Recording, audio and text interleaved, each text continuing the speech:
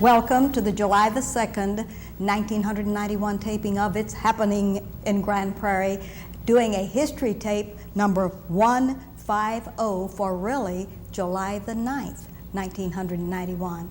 It Happened in Grand Prairie is a very special presentation of those that have made history in Grand Prairie, Texas, and some that not only have made history but are continuing to do so.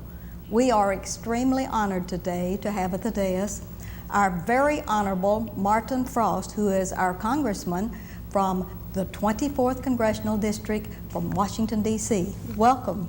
Well, thank you, Ruthie. It's good to be here. Thank you, Congressman Frost.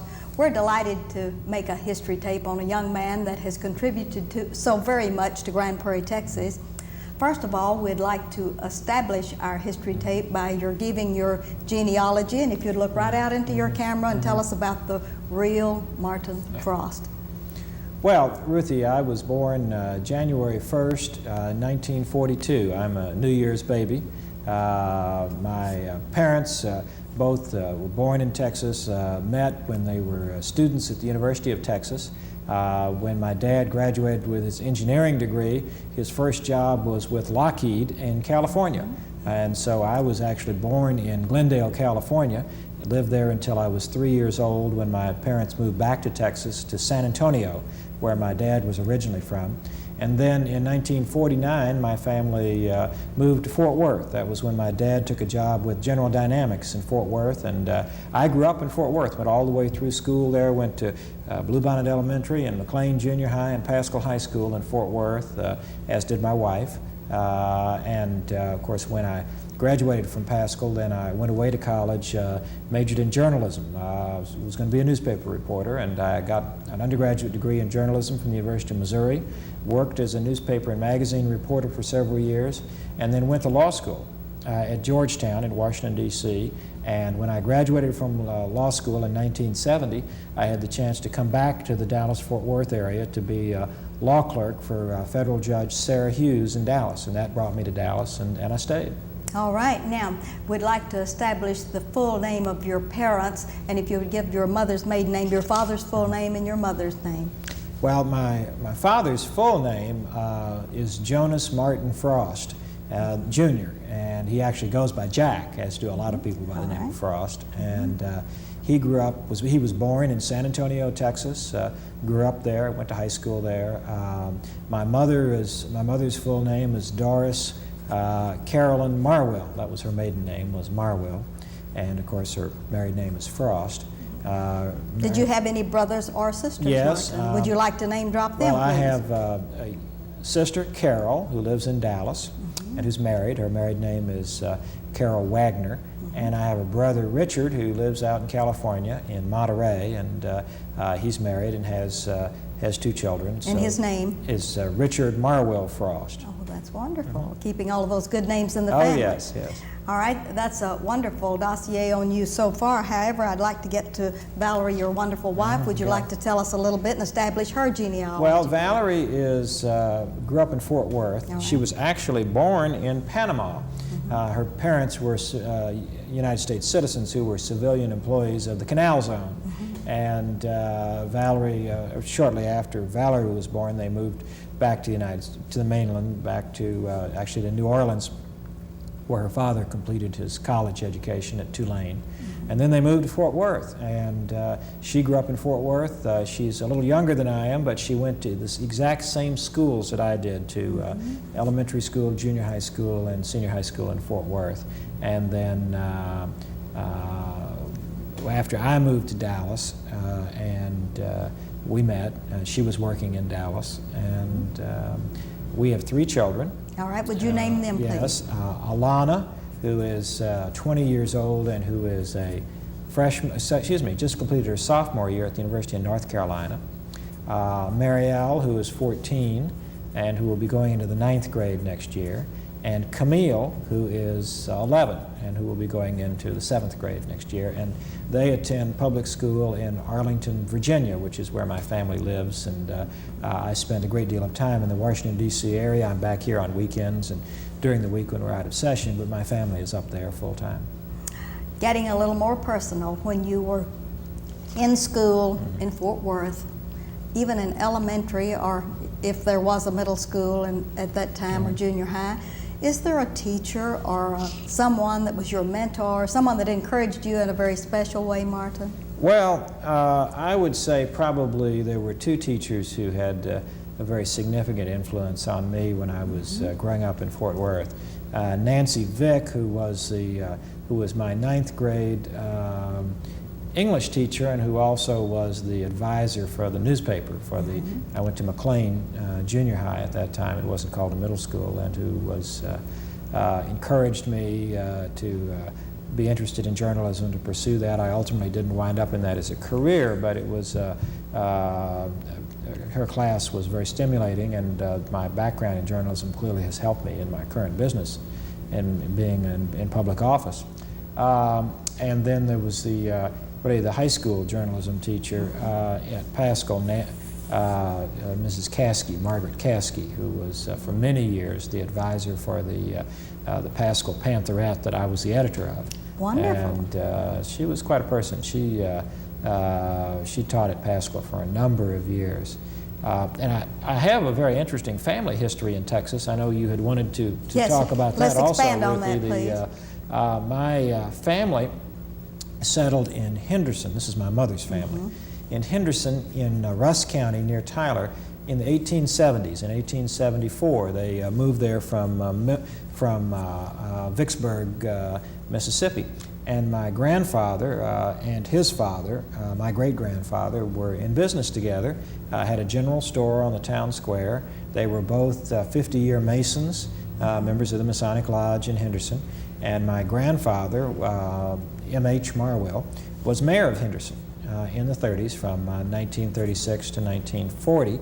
And his wife's uncle was a fellow by the name of Charlie Brockfield, who also lived in Henderson, who was a state senator from Russ County. He first was county judge of Russ County from 1898 to 1902, was a state senator from 1903 to 1911, and was president pro tem of the Texas Senate in 1909, and later was a state district judge in that part of East Texas.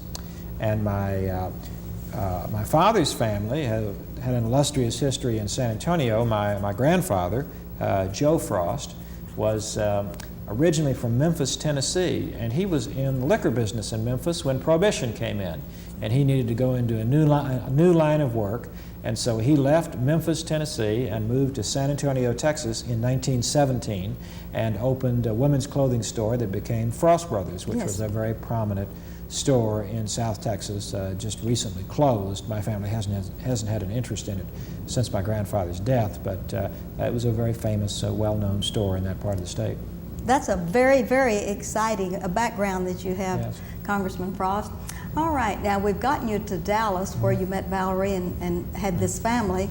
What provoked Martin Frost to get into politics, other than being in Georgetown and working with Sarah T. Hughes and et cetera? Bring us up from the Sarah T. Hughes. I'd always been interested in politics, but not as a career. I had this background in my family, as I mentioned, my grandfather having been mayor of Henderson and my great uncle having been a state senator, and so that was kind of in the background. But I'd always wanted to be a journalist, to be a reporter, and so once I got out of school and got to Washington, I worked for a magazine in Washington, Congressional Quarterly, covering Congress. And I got to meet a lot of people in public office, a lot of members of Congress. Got to meet Jim Wright because, of course, he was my congressman when I was growing up in Fort Worth. And like many reporters who meet politicians, decided, well, I could do that job, and decided to go to law school and decided to come back to Texas and get active in politics, and ultimately wound up running and getting elected. I was elected in 1978. When I had the chance to clerk for Judge Hughes, that was really a very unusual opportunity. She was quite an outstanding jurist. She was, of course, the person who swore in Lyndon Johnson when following the Kennedy assassination. And she was very active politically, a very active Democrat, and so she introduced me around to a lot of people. And in fact, my family has known Bob Strauss for a long time, and when I was in my last year in law school, Bob was one of the people that I contacted, told him I wanted to come back to the Dallas-Fort Worth area, and he suggested that I talk to Sarah Hughes about a clerkship, and in fact he put in a good word for me with Judge Hughes. So that connection was clearly very helpful, and I had a good record in law school, but it didn't hurt to have somebody put in a good word all on top of that. And the year that I spent with Judge Hughes was very, very important because it let me get reacquainted with the Dallas-Fort Worth area after having been away for a while, and permitted me to meet a lot of people in politics. And being in politics and being elected in 1978 to the United States Congress, District 24. Mm-hmm. At that time, the district gerrymandered all around the area in the Dallas area, mm-hmm. and you have one of the most interesting, I think, mm-hmm. Congressional districts in the history of Texas. You want to talk about that a little? Well, no question about that. When I was first elected in 1978, the district, it's always included Grand Prairie, but it included Grand Prairie, part of Oak Cliff, not all of Oak Cliff, mm-hmm. and part of Irving. It had the southern part of Irving. Mm-hmm. And then it went over into Tarrant County mm-hmm. and had all of Arlington, and had Mansfield and Kennedale on the east side of Fort Worth, and half of Euless, and just included a lot of territory, a lot of different kind of territory. The district has always been a very diverse one, racially and economically. When the district was redrawn by the legislature 10 years ago, it came back entirely into Dallas County. I lost all the area that I had in Tarrant County. Mm-hmm. So that my current district is Grand Prairie, almost all of Irving, all of Oak Cliff, Duncanville, DeSoto, Cedar Hill, and Coppell. Now, the legislature right now is in the process of redrawing those districts again. They do that every 10 years. And that is a special session of the legislature which will start July 15th. And the legislature has asked each of the congressmen to state their preferences, what they would like in their districts, and I have very strongly said that I want to continue representing Grand Prairie. It's always been a part of this district, and I hope the legislature will keep Grand Prairie in the 24th district. That would be wonderful. All right, in the years that you've served, Mm-hmm. Grand Prairie especially has been most appreciative not only of your keeping in touch, but keeping in touch personally. Mm-hmm. And I value you for the town hall meetings, and yesterday I believe I got my town hall meeting notice where you're coming to Grand Prairie Mm-hmm. pretty soon, like Mm-hmm. the 13th and all of these good Yes. dates. And just tell me, how are you ever brave enough to come down and at a moment's notice put on a town hall meeting and face all of the media and all of the different constituency patterns that you have in your Well, Ruthie, that's part of the job. It's really the part of the job of any public official. If he or she is going to be responsive to the people that he represents, available, you have to do this, and it's important. It's not a question of just having to do it. It's very valuable to me because it gives me a good indication of what people are thinking at any given time. I try and have town hall meetings every 4 months or so in every part of my district. I've been doing this for 13 years now in Grand Prairie, and we usually have one either at the City Hall or at the Community Center, and this time it's going to be at the Community Center, and it will be at 1:30 Saturday afternoon, July 13th, and it's a possible chance for any citizen who wants to come out to say anything that's on his or her mind about what's going on in Washington.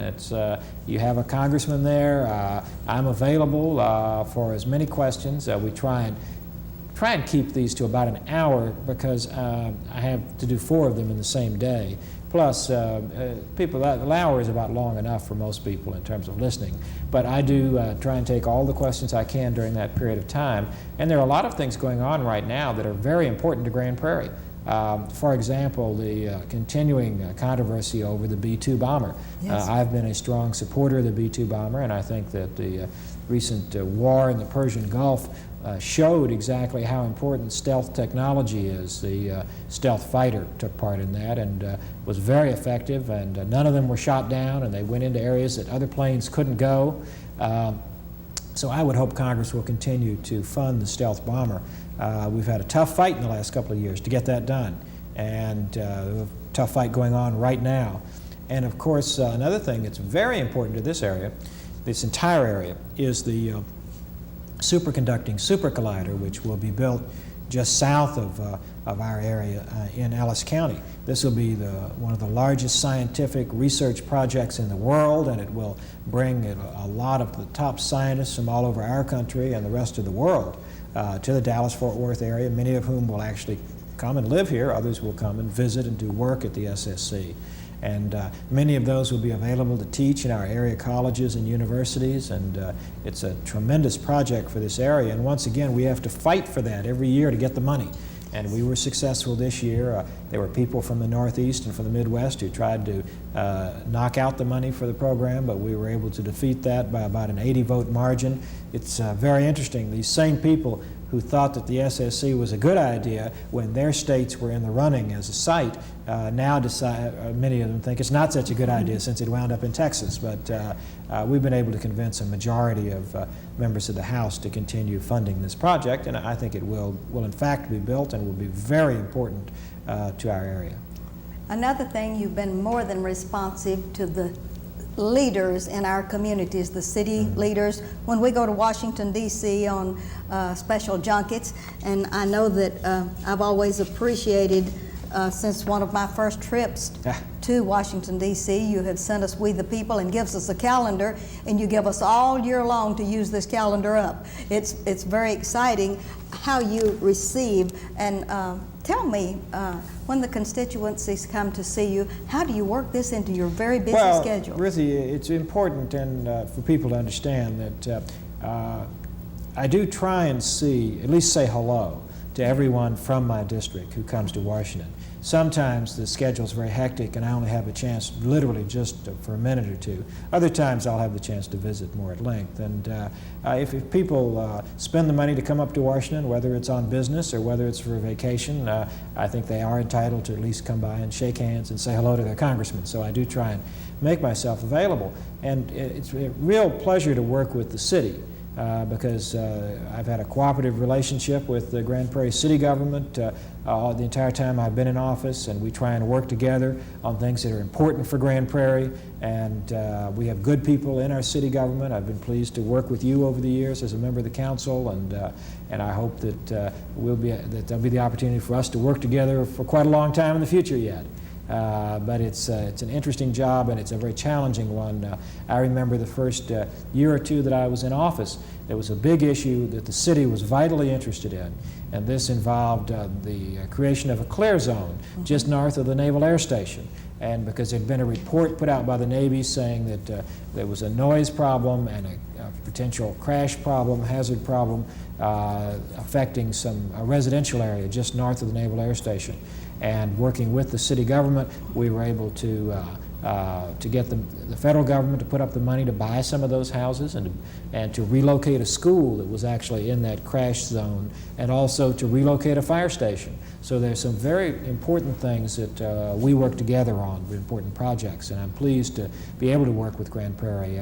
Most recently, I've been working with you and with citizens in Grand Prairie about the construction of a new veterans cemetery in North Texas. A number of people in Grand Prairie who are very interested in this project. And I was able to get the money in the budget last year to do an environmental impact study so that the Veterans Administration could narrow this down to a few sites, and then ultimately a final site will be selected. Could be in Grand Prairie, could be somewhere else. And then we will have to get the money appropriated to actually build the cemetery, but it will serve all of the veterans, the thousands of veterans in the North Texas area. Another thing that you've been very, very answerable to, and that's Lake Joe Pool. Yes. You have helped us follow that all the way through and get funding. And well, most of that was done while I've been in Congress. It was actually the initial work, of course, was started prior to my being in Congress, but then I was able to pick up the ball starting in 1979 and follow it through to completion. And each year we had a group of citizens come up from all of North Texas to testify before the Appropriations Committee on behalf of the money needed to finish the work in Lake Joe Pool, and we ultimately did get it finished, and it's a real asset to our area. And it was very important that citizens from Grand Prairie, as well as some of the other surrounding communities, came up to Washington at their own expense to testify on behalf of this project.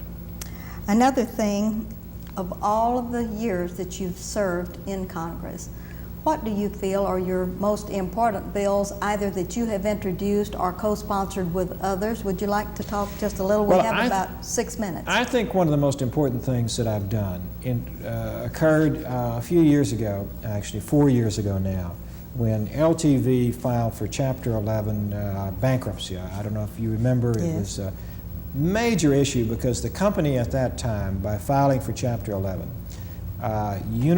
sought to unilaterally terminate the health and the life insurance benefits of their retirees.